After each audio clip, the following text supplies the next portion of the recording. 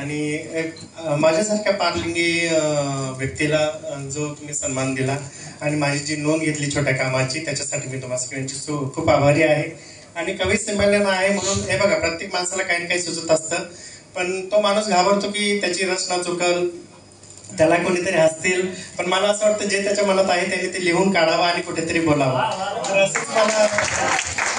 असंच मला सुचत असतं नेहमी, पण मी लिहित नाही. ही चुकी माझी देखील आहे की बऱ्याचशा माझ्या रचना मी विसरून गेले आता.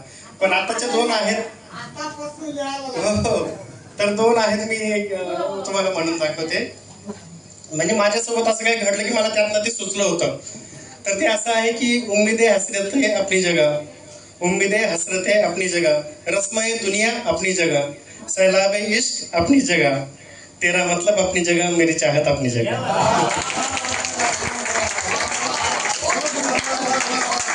आणि आणखी काय, हे पण मला असंच सुचलं होतं कुठल्या प्रसंगावरनं कि अकेले चलना गुरूर नहीं मेरी किस्मत है, अकेले चलना गुरूर नहीं मेरी किस्मत है, वरना सहारे तो अंगीनत आंखों में ढूंढे थे मैंने.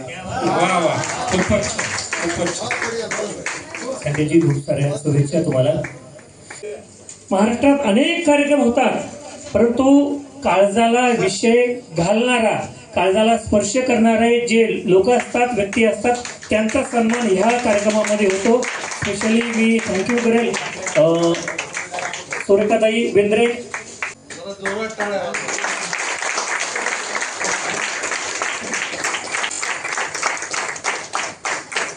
आम्हाला आपणास पुरस्कृत करण्यात अतिशय आनंद होतोय. प्रत्येक जण फक्त आपण आपल्यासाठी स्वतःसाठी जगतो, पण दुसऱ्यासाठी जगणारी व्यक्ती या जगामध्ये खूप कमी असतात. त्यांनी आपले वर्धमान करतो तो भारत मातेच्या चरणी समर्पित हो. आमच्या सर्वांच्या लेखक, कवी, साहित्यप्रेमींच्या वतीने तुम्हाला खूप साऱ्या शुभेच्छा.